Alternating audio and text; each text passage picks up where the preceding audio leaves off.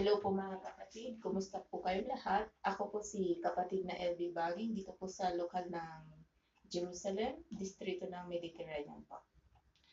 Ibabahagi ko po sa inyo ngayon mga kapatid ang paggawa po ng buttery chocolate chips cookies po. Ito po yung ating mga kakailangan sangkap po. Ang butter po ay 3/4 cup. Yung vanilla is 1.5 spoon. Salt is a half spoon. At saka yung baking soda po na 1 spoon po. Isang itlog. 1.5 cup na 1/2 cup na sugar at 2 tablespoon 2 tablespoon. At ganoon din po sa brown sugar natin, 1/2 cups. 1/2 cup na 1/2 cup at saka 2 tablespoon po siya. Sa chocolate chips po, brown po siya, 2 cups. At saka sa all-purpose flour po ay 2 cups din po. Ang una na po natin gagawin bago po tayo mag-mix ng ingredients po ay i-preheat na po natin ang ating oven na 350 degree Fahrenheit o katumbas po ng 176 something na Celsius po. Ayan po. Saka 180. Yan. Okay, umpisa na po natin sa ating malaking mixing bowl ay paghalo-haluin na po natin ang ating sugar, white sugar, brown sugar, vanilla, baking soda, asin, ang ating butter, at ang ating isang itlog po.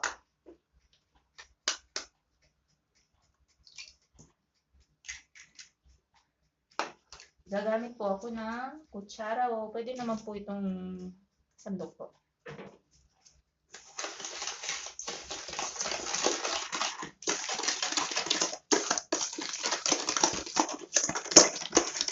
Opo.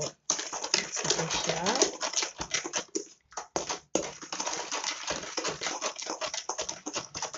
Tapos kung mamix na natin lahat, itong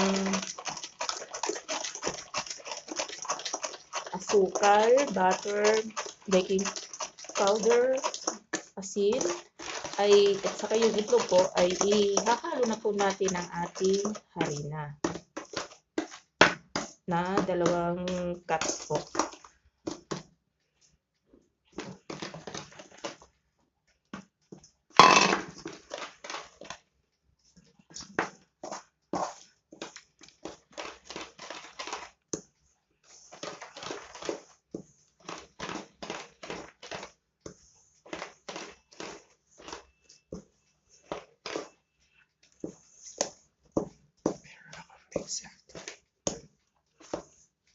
Okay, hindi po ko ano natin sa susunod. Yan. Tapos yung panghuli po na ilalagay natin ng ating chocolate chips po. Yan na, bisaya na ako.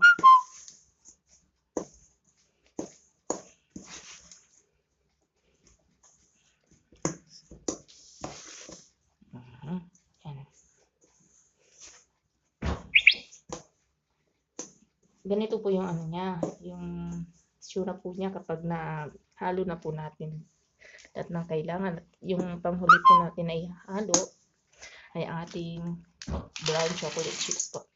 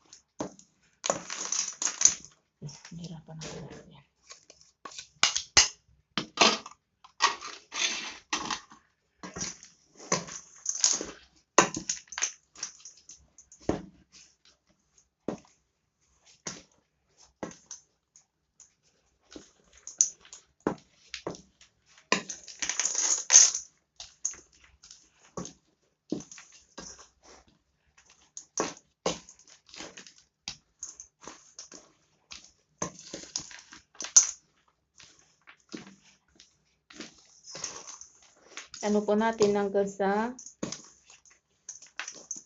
dumikit na po sila sa ating dough, yung mga chocolate chips po. Yan po siya.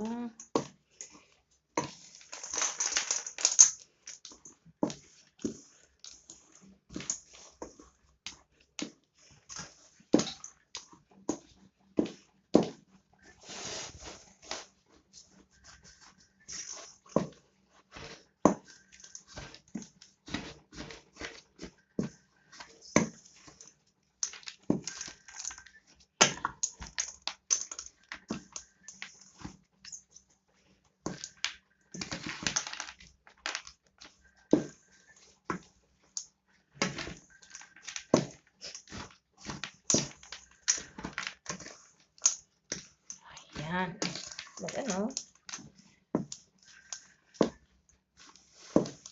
Pagkatapos po natin may halo, momoldehin na po natin ang ating cookies. Gamit po ang ating kutsara. Yun pong gagamitin ko yung pansukat ko po na 1 tablespoon po. At saka pag inilagay po natin siya sa baking pan, gagamitan po natin din ng lalagyan po natin ng baking paper para po hindi po sila didikit.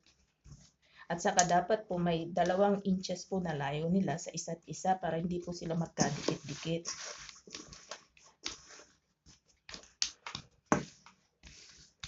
Po. Try natin moldihin gamit ang ating tablespoon.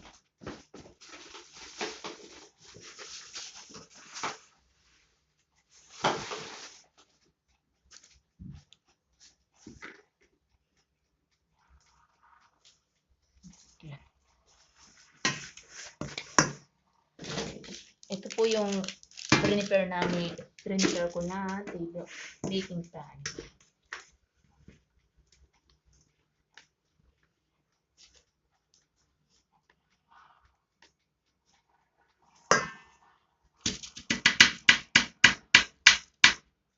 Yan po.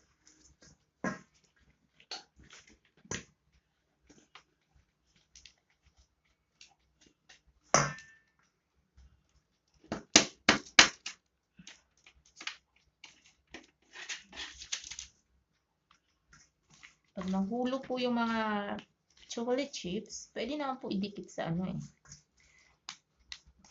para mas marami po yung yung chocolate chips niya. Yan.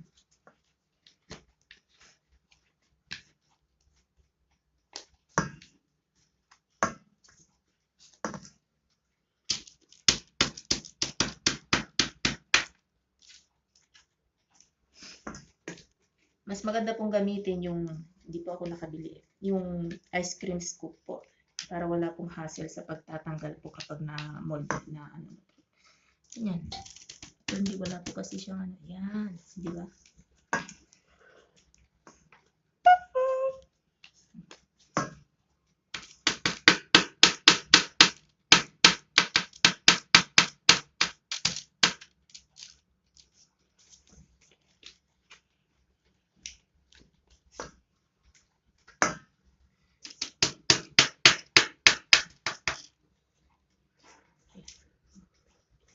May tigil 2 inches na kaya yan?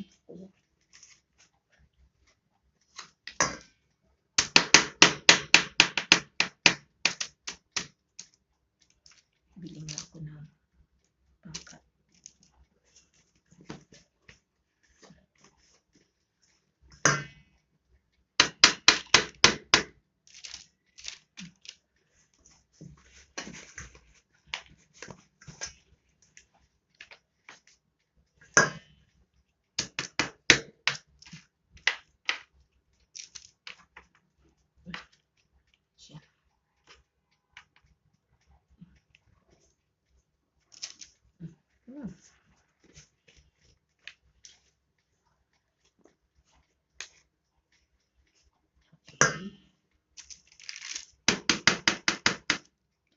Okay, ang bake time po niya ay 12 to 15 minutes po. At tingnan po natin kung slightly brown na po siya, ay ready na po siya. Yan po, papasok na natin ang ating cookies.